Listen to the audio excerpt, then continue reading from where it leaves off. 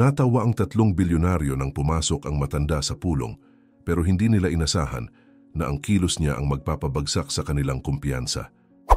Tahimik ang umaga nang matapos ayusin ni Rosario ang mesa para sa almusal at maupo habang hawak ang kanyang telepono. Hindi siya nakasuot ng mamahaling damit, simpleng blusa lamang at komportabling pantalon. Ganito talaga ang gusto niyang pamumuhay, kahit siya pa ang may-ari ng isa sa pinakamalaking kumpanya ng bansa.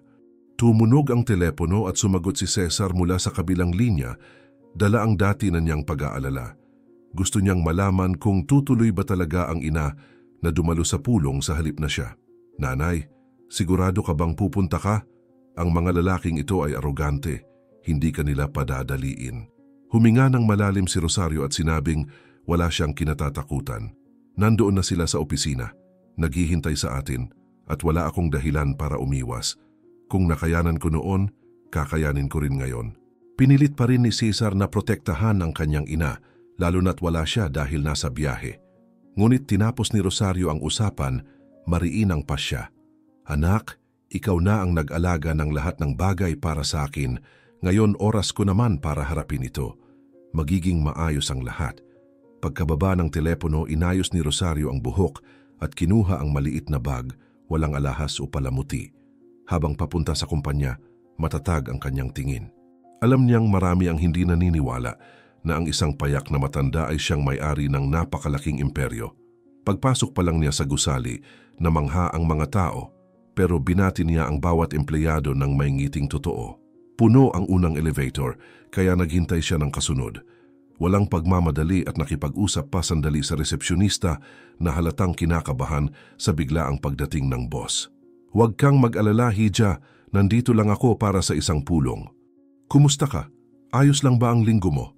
Napangiti ang babae, nagulat sa pagiging simple ng tanong, at sagot niyang maayos naman ang lahat.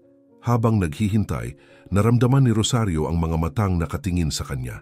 Sa isang sulok ng labi, nandoon na ang 3 kasosyong bilyonaryo.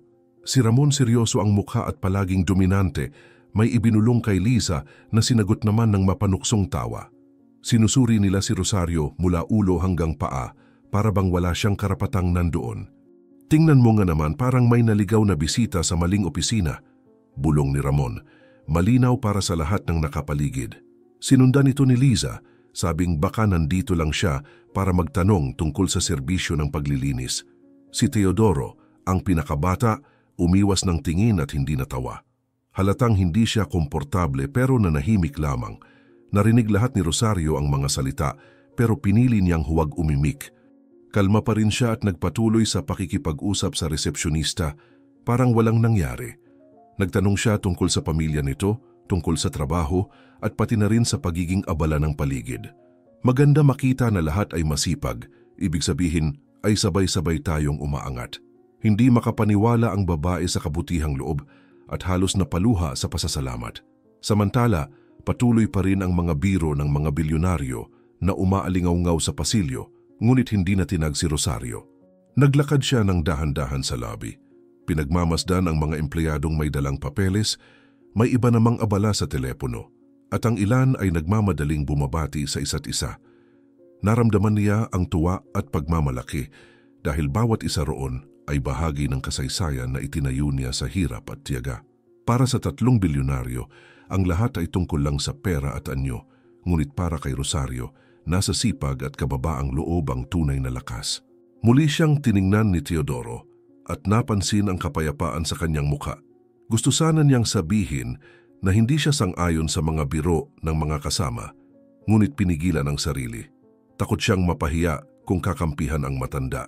Naramdaman naman ni Rosario ang mabilis na tingin nito at alam niyang may kakaiba sa binata, pero hindi na niya iyon pinalalim. "Bago tayo magpatuloy, may espesyal kaming pakiusap. Ibinabahagi namin ang mga kwentong ito ng libre at upang manatiling ganito, hinihiling naming i-like ninyo ang video at mag-subscribe. I-komento rin ang pangalan ng inyong lungsod para malaman namin kung saan ninyo ito pinapanood. Maraming salamat, tuloy tayo sa kwento." Habang naghihintay ng oras para sa pulong, kinausap ni Rosario ang 2 empleyadong napadaan. Tiningnan niya kung maayos ba ang trato sa kanila, kung may kailangan ba sila. Hindi nila alam na siya mismo ang may-ari ng kumpanya, kaya't sinagot nila ng magalang. Halatang nagulat na ang isang payak na babae ay interesado sa kanilang kalagayan. Nakakatuwa kapag may nagtatanong kung kamusta kami. Minsan kasi parang wala nang pakialam ang iba. Ngumiti si Rosario at marahang sinabing may malasakit siya. Ilang minuto pa at ang orasan sa dingding ay nagsabi na oras na. Huminga ng malalim si Rosario at pumasok na sa silid pulong. Nandoon na ang 3 bilyonaryo nakaayos sa mesa, may mga ekspresyon ng pagmamataas.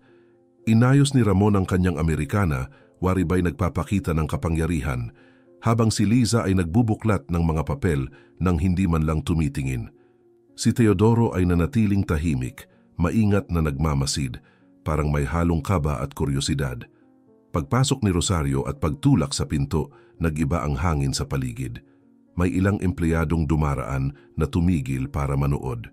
Lumakad siya ng mabagal hanggang sa kanyang upuan, na upo ng walang pagmamadali, at inilapag ang bag sa ibabaw ng mesa. Nakatitig pa rin sa kanya ang mga bilyonaryo, ngunit ngayon hindi na siya umiwas.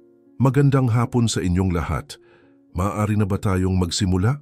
Malinaw at matatag ang boses ni Rosario, hindi malakas pero sapat upang igalang. Nagkatinginan sina Ramon at Liza, napatawa ng palihim, kumbinsidong sila pa rin ang may hawak ng sitwasyon. Ngunit si Teodoro nakatitig ngayon kay Rosario ng mas maigi, na pagtatantong baka hindi nga siya ang babaeng iniisip ng kanyang mga kasama. Inayos ni Rosario ang kanyang salamin, binuksan ang dala niyang folder at nanatiling matatag ang tingin sa harapan. Wala na siyang dapat ikatakot. Alam niya ng eksakto kung sino siya, ano ang kanyang itinayo at kung ano ang nakatakdang harapin. Doon nagtatapos ang tagpo, sa isang matandang babae na nakaupo sa mesa, handang pamunuan ang magiging takbo ng pagpupulong. Pagkaupo ni Rosario, bumasag sa katahimikan ang mahinang tawa ni Ramon na agad naging mga salitang puno ng pang-uuyam. Siguro po ay nagkamali kayo ng silid, Ginang. Ang pulong na ito ay para sa mga negosyante, hindi para sa mga bisitang naghahanap lang ng pahinga mula sa init sa labas. Si Teodoro na nasa tabi nila ay yumuko at pinagkrus ang mga kamay sa mesa. Halatang naiilang ngunit walang lakas ng loob na pigilan ang kanyang mga kasamahan. Hindi hinayaan ni Rosario na manaig ang kahihiyan. Tinitigan niya ang tatlo at kalmadong nagsalita. Walang pagkakamali. Narito ako para sa kumpanya bilang isa sa may pananagutan sa kasunduang ito. Hindi isang bisita ang nasa harap ninyo, kundi isang taong may karapatang umupo sa mesa na ito. Muling natawa ng malakas si Ramon, umiling at nagsabi, hindi ito maaaring totoo. Kung sino man ang nag-imbita sa isang matanda rito, ay dapat suriin muli ang listahan ng imbitasyon dahil seryosong usapan ang naririto. Dinugtungan naman ni Liza na walang saysay ang makinig sa paliwanag ng isang taong halatang hindi alam kung nasaan siya. Nanatili si Rosario sa kanyang tikas, huminga ng malalim at hindi itinaas ang boses. Ngayong buo na tayo, nais kong malinawan kung ano ba talaga ang maibabalik ninyo kapalit ng pakikipagpartner. Ano ba talaga ang pakinabang ng kumpanya ko sa kontratang ito? Hindi galit ang tono niya, ngunit sapat na matatag upang mapatigil ang ilang bulungan. Napabuntong hininga si Ramon, tumawid ang mga braso at sarkastikong sagot, wala kaming dapat patunayan kaninuman. Kung pumirma ang kumpanya mo, iyon ay dahil alam ninyo ang aming lakas. Kaagad namang sumang-ayon si Liza, idinagdag na walang dahilan upang questionin iyon dahil alam naman ng lahat ang bigat nila sa merkado. Bahagyang ikiniling ni Rosario ang ulo, pinakikiramdaman bawat salita bago muling nagsalita. Ang nakikita ko, pabor lamang sa inyo ang kontratang ito. Wala namang napapala ang kumpanya ko. Kailangan ninyo ng agarang puhunan pero walang malinaw na balik sa kung ano ang pinaghirapan namin. Hindi ito tunay na partnership, kundi isang nakatagong pagdepende. Natahimik ang silid. Sa unang pagkakataon ay tumingala si Teodoro at tila humanga sa linaw ng sinasabi niya. Subalit, natawa na naman si Ramon, pinipilit siyang gawing katawa-tawa. Tingnan ninyo, hindi lang siya ligaw, kundi iniisip pa niyang may alam siya sa negosyo. Mas mabuti, sigurong bigyan ng baso ng tubig ang ginang bago siya himatayin. Sa sandaling iyon, kinuha ni Rosario ang kanyang telepono at agad tinawagan si Cesar. Nang sagutin ito, walang pag-aalinlangang sinabi niya, "Cesar, kanselahin mo agad ang kontratang 10 bilyon. Ayokong ituloy pa ang kasunduang ito." Nanlaki ang mata ng anak sa kabilang linya, ngunit hindi nagtanong. Kumpirmadong susundin niya ang iniutos ng ina. Mabilis ang naging epekto. Nagkatinginan si Ramon at Liza, hindi makapaniwala sa narinig. Ano ang ibig sabihin nito? Hindi pwede basta kanselahin. Sino ka ba para magdesisyon ng ganoon? Sigaw ni Ramon sabay hampas sa mesa. Bahagyang tumayo si Liza mula sa upuan, hinihingi ang paliwanag. Sabihin mo ngayon kung sino ka talaga. Hindi ka pwedeng pumasok dito at basta na lang baliwalain ang lahat. Maingat na isinara ni Rosario ang kanyang bag at ipinatong ang mga kamay sa mesa. Ako ang tunay na may-ari ng kumpanyang ito. Ako noon pa man. Si Cesar na kinakausap ninyo ay anak ko lamang at administrador. Siya ang nag-asikaso ng mga detalye hanggang ngayon, pero nasa akin palagi ang huling desisyon. Nagbago agad ang ekspresyon ng dalawa. Ang yabang ay napalitan ng kaba. Muling naupo si Liza, nag-aalangan at pilit na binabawi ang sarili. Kung nalaman lang namin iyon kanina, iba ang naging trato namin. Patawarin ninyo kami sa mga nasabi namin. Magsimula tayong muli ng maayos na pag-uusap. Sinubukan din ni Ramon na pakalmahin ang sitwasyon.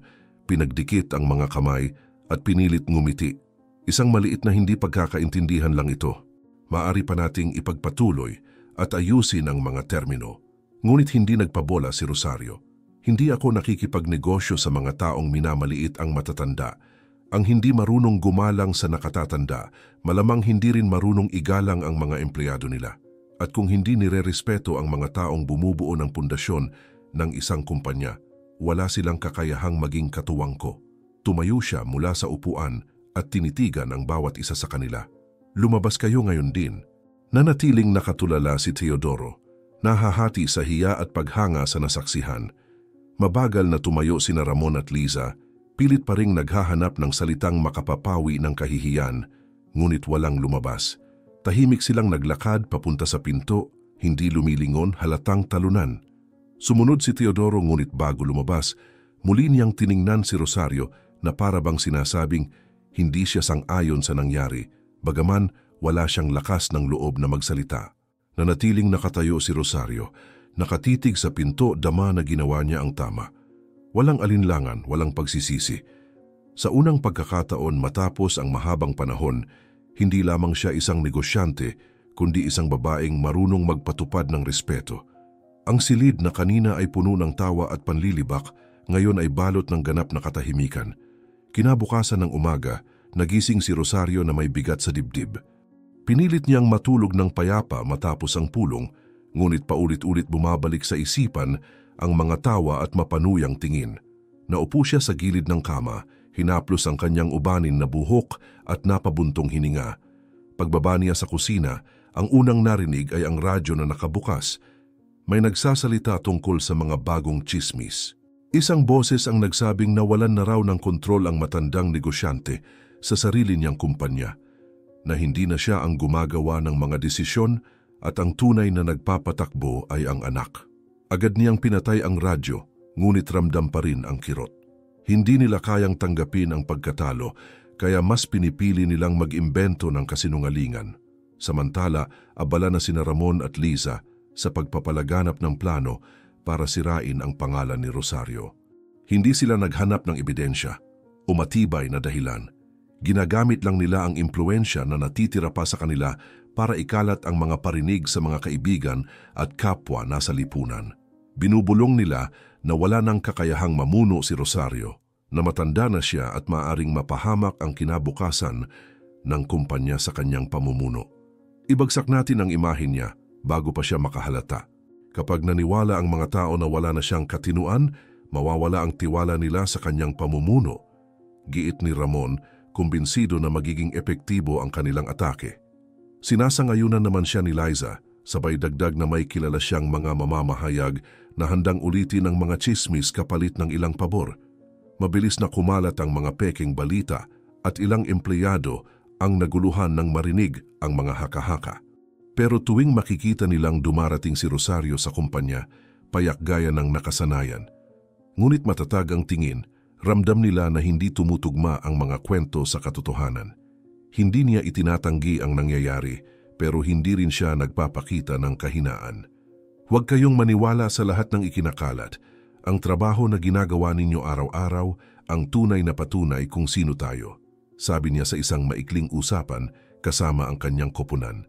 Lalo silang humanga sa kanya dahil kahit nasasaktan siya ay hindi niya nakakalimutang pahalagahan ang mga nasa tabi niya. Tahimik na minamasdan ni Teodoro ang lahat at lalong nababagabag. Narinig na niya mismo sina Ramon at Liza na nagbabalak magpakalat ng tsismis at hindi na niya kayang magpanggap na sang-ayon siya. Sa bahay, paulit-ulit niyang iniisip ang nangyari sa pulong at kung paano tumindig si Rosario ng buong tapang. Sobra na sila, inapin nila siya na parang wala siyang halaga at ngayon gusto pa rin nilang wasakin siya. Mali ito, bulong niya sa sarili habang paikot-ikot sa sala. Nakatali pa rin siya sa kasunduang nagdulot ng kasalukuyang alyansa at hindi niya alam kung kakayanin niyang putulin ito. Pero sa loob niya malinaw na ang isang bagay, hindi na niya gustong manatili sa ganitong panig. Samantala, hinahanap ni Rosario ang paraan para gumaan ang loob niya. Inayos niya ang sala, diniligan ang mga halaman at sinubukang abalahin ang sarili sa mga simpleng gawain. Ngunit dumadampi pa rin ang bigat ng kalungkutan lalo na't wala si Cesar na nasa biyahe. Napahinto siya sa harap ng isang lumang litrato kung saan magkasama pa sila ng kanyang asawa, bata pa noon, hawak ang sanggol. Hinaplos niya ang frame at mahinang sinabi, "Ginawa ko ang lahat ng kaya ko kahit mag-isa. Ipagmamalaki mo kaya kami ngayon." Hindi mapakali, kinuha niya ang lumang kwaderno sa drawer ng lamesa at nagdesisyong magsulat. Binuksan niya ang unang blangkong pahina at sinimulang ilabas ang laman ng kanyang puso. "Ngayong araw, napagod na ako sa mga kawalang katarungan. Kahapon pinagtawanan nila ako, tinangka nilang maliitin ako. Pero alam ko kung sino ako. Hindi naging madali ang makarating dito. Pinalaki ko si Cesar nang walang katuwang. Maagang nawala ang asawa ko at bawat desisyon ay binayaran ng luha at mga gabing walang tulog." Dumaloy ang mga salita na para bang kusa silang bumabalik sa kanya at nakaramdam siya ng gaan habang sinusulat ito. Nilarawan niya ang hirap ng pagpapalaki sa anak ng mag-isa.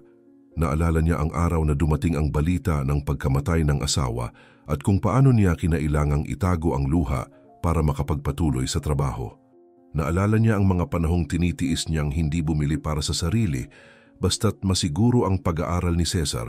"Pwede naman akong sumuko pero hindi ko ginawa." Ngayon, isa na siyang iginagalang na tao at bawat tagumpay niya ay akin din. Matapos magsulat ng ilang minuto, isinara niya ang kwaderno at ibinalik sa drawer. Tumayo siya at tumingin sa bintana, pilit na kumukuha ng lakas. "Hindi ako dapat matinag sa mga kasinungalingan. Mas malalaking bagay na ang nalampasan ko. Naligtasan ko ang pagkawala, ang takot, ang kalungkutan. Hindi ako bibigay ngayon." Gayunman nananatili ang sugat. Paulit-ulit bumabalik sa kanyang isipan ang eksena ng pulong, ang tawanan, ang biro, ang mga mapangutyang tingin. Pinapaalala nito sa kanya kung paano siya kinailangang ipaglaban ang sarili para makuha ang respeto.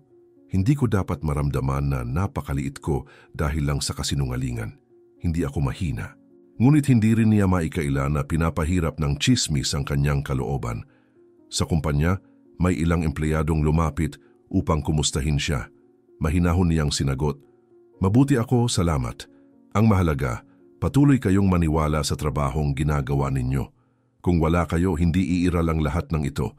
Kahit sinusubukan niyang itago ang bigat, ramdam ng lahat na may dinadala siya. Para sa marami, naging mas malaki pa siyang halimbawa. Kahit nasa gitna ng atake, hindi siya nawala ng dignidad ni respeto sa kanyang koponan.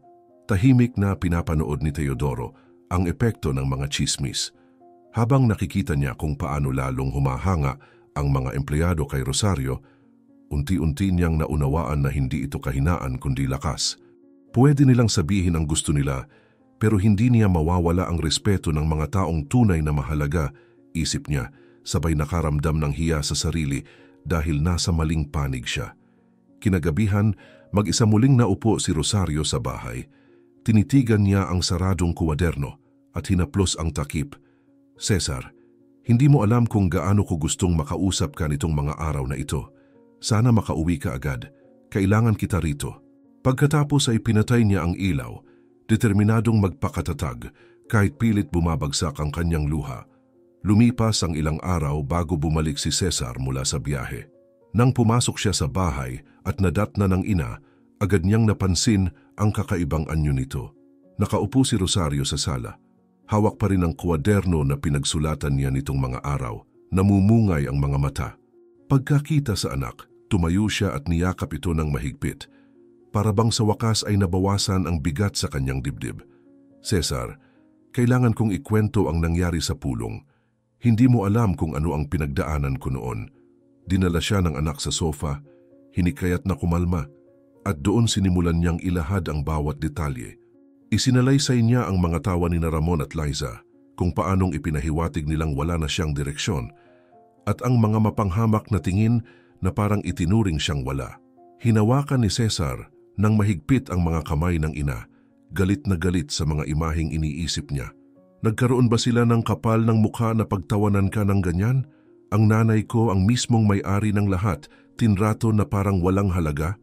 Tumango si Rosario at nagpatuloy.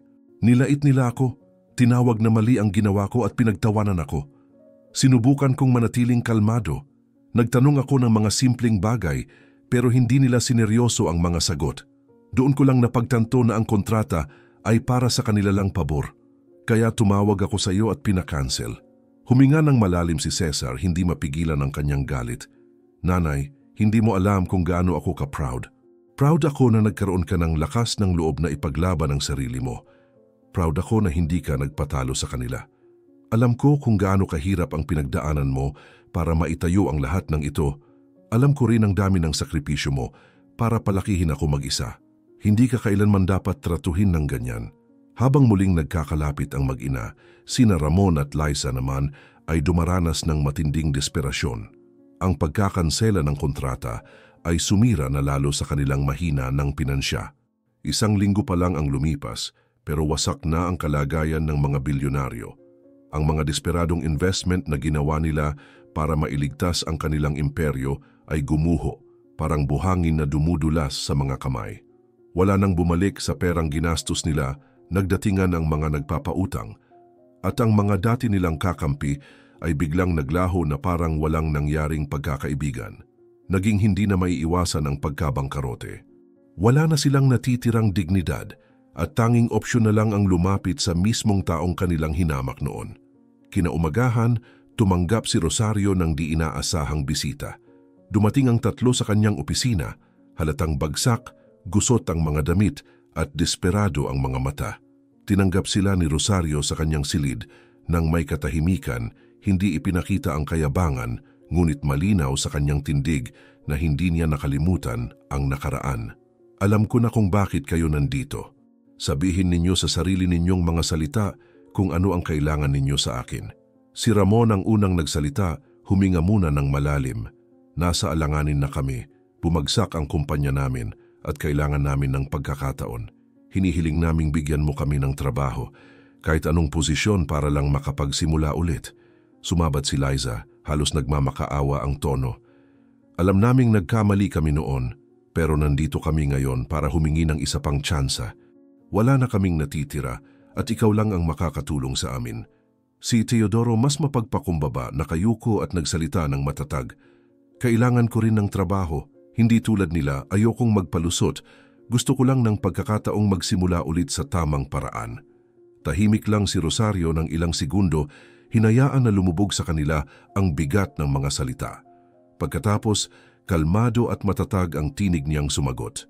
Sa kumpanya ko, kahit sino na gustong magtrabaho ay kailangang magsimula sa ibaba. Walang espesyal na pribilehiyo dito.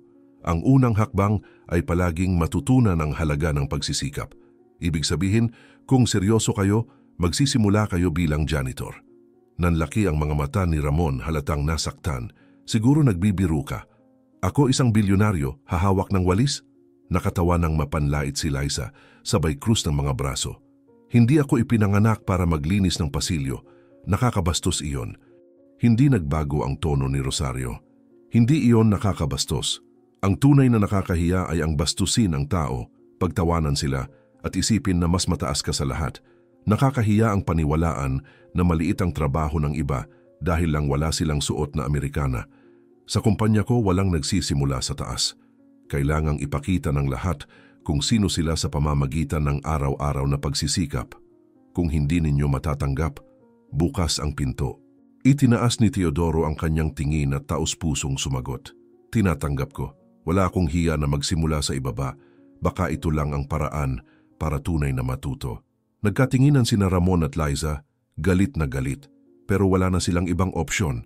Kahit labag sa loob nila, napilitan silang pumayag. Sa mga sumunod na araw, isinabak ang tatlo sa pinakamababang gawain. Nagulat ang lahat nang si Teodoro ay nagsimulang magpakita ng kaseryosohan. Tinatapos ang trabaho ng walang reklamo. Sinisikap matuto mula sa mga kasama at unti-unting nasasanay sa disiplina ng trabaho. Ang mga empleyado na unay may pag-aalinlangan ay napansin ang pagbabago sa kanya. Iba siya sa dalawa, bulungan nila sa pasilyo. Sina Ramon at Liza naman, mula pa lang sa unang araw ay puro reklamo. Hindi nila tinatanggap ang gawain at palaging naghahanap ng paraan para makalusot. Hindi ko akalaing maglilinis ako ng sahig. Nakakainsulto ito. Bulong ni Ramon, pilit tinatago ang pagkainis. Si Liza pareho rin ng damdamin, sinasabing dapat nasa opisina siya at hindi naglilinis ng mga pasilyo. Mabilis na nauwi ang kanilang pagkadismaya sa panibagong pagtatangkang manipulahin ng iba. Lumapit sila sa ilang empleyado, nag-aalok ng kapalit para sa impormasyon, sinusubukang lumikha ng intriga at guluhin ang paligid. Karapat-dapat ka sa mas mataas na posisyon, hindi ba? Kung tutulungan mo ako, magagawa kong pabilisin ang promosyon mo, alok ni Ramon sa isang empleyado. Si Liza naman ay naghasik ng ideya na magbuo ng grupo laban sa pamunuan ni Rosario. Ngunit hindi nakalampas ang kanilang galaw sa mata ng iba. Tahimik na pinagmamasdan ni Teodoro ang lahat habang palaki ng palaki ang kanyang pagkadismaya. Wala nang puwang sa kanya ang pakisama sa ganitong asal. Isang araw habang kumakain ng tanghalian, hinarap niya ang dalawa at nagsalita ng mariin. Wala kayong natutunan. Inuulit ninyo lang ang parehong pagkakamali. Sinusubukang manipulahin at sirain ang iba. Hindi ko na kayo sasamahan. Kung gusto ninyong magpatuloy diyan, mag-isa na lang kayo. Tinangka ni Ramon na pagtawanan ang sitwasyon, gaya ng nakasanayan. Mahina ka talaga, Teodoro. Hindi mo kailanman naintindihan kung paano ang laro. Pero hindi umatras si Teodoro. Kung ang pagiging malakas ay ang manira at manloko, mas pipiliin kong maging mahina. Mas gusto kong bumuo kaysa manira. Iyon ang unang beses na tuluyan nang lumayo si Teodoro sa kanila, isang malinaw na desisyong huwag nang magpalinlang. Mula noon, nagsimula siyang makilala sa kumpanya bilang may kababaang loob, dedikasyon at kagustuhang matuto.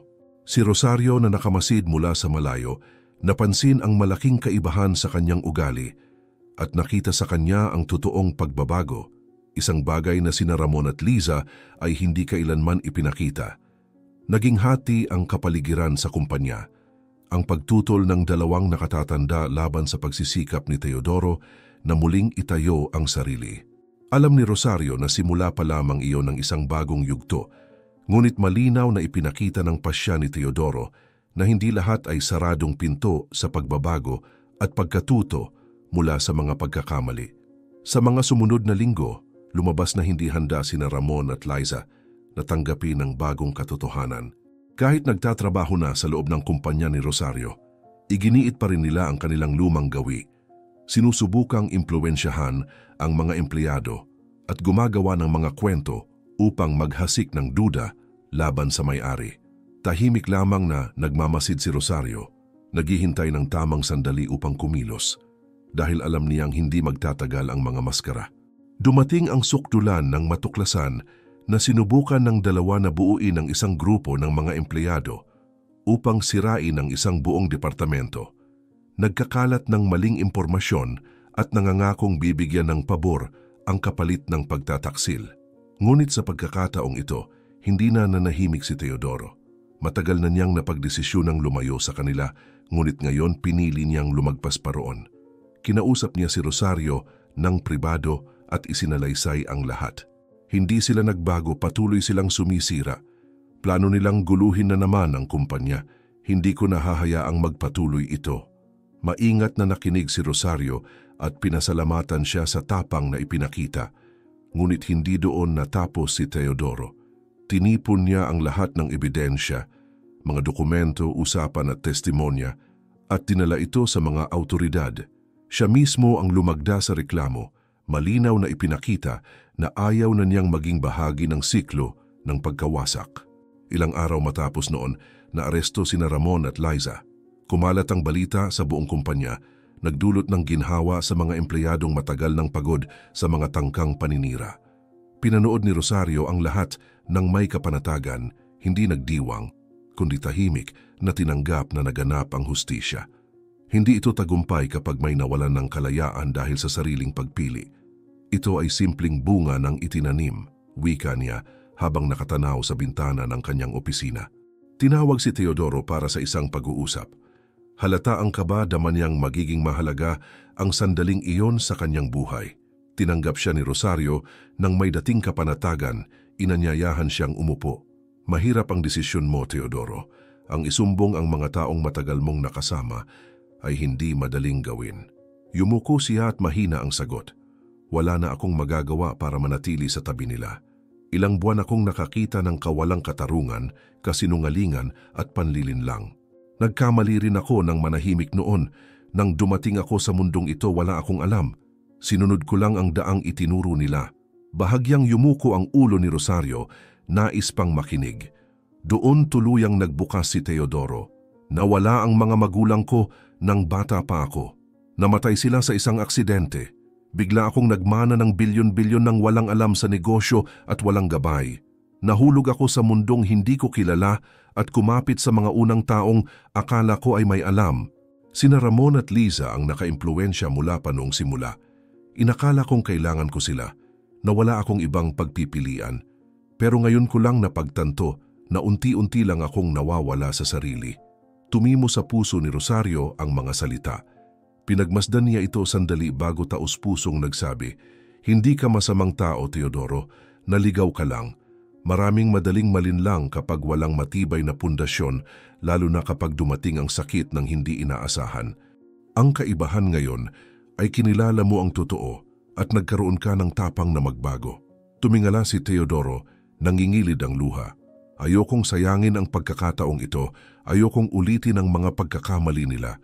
Alam kong marami pa akong dapat matutunan. Ngumiti si Rosario ng marahan at matatag ang sagot. Kung ganoon matuto ka. Kung tunay mong nais lumago, kailangang gawin mo ito ng may kababaang loob, hakbang-hakbang. Walang umaakyat ng walang pagsisikap at hindi mabilis ang daan. Pero kung handa ka, makakahanap ka ng lugar dito. Nanlaki ang mga mata ni Teodoro na gulat.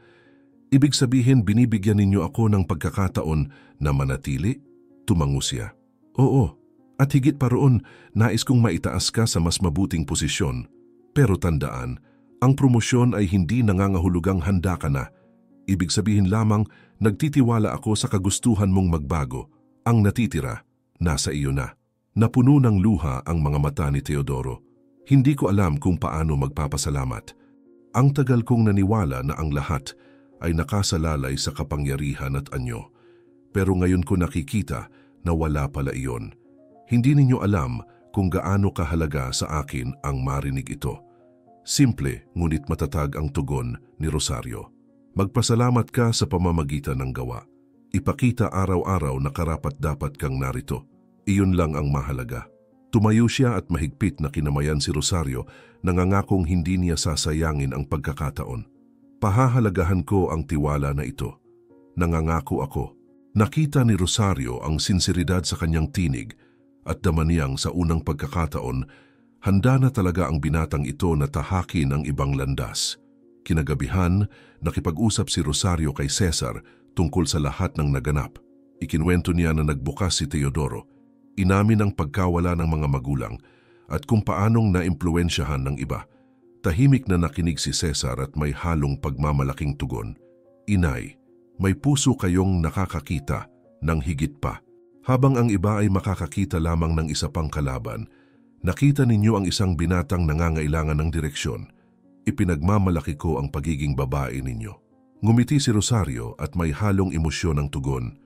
Gusto ko lang maunawaan ng mga tao na walang sino man ang maliit para magsimula muli. Dumaan na ako sa napakaraming sakit, ilang beses nang nahusgahan, kaya alam ko kung gaano kasakit ang maging itinuturing na wala. Lumipas ang panahon at naging malinaw ang pagbabago.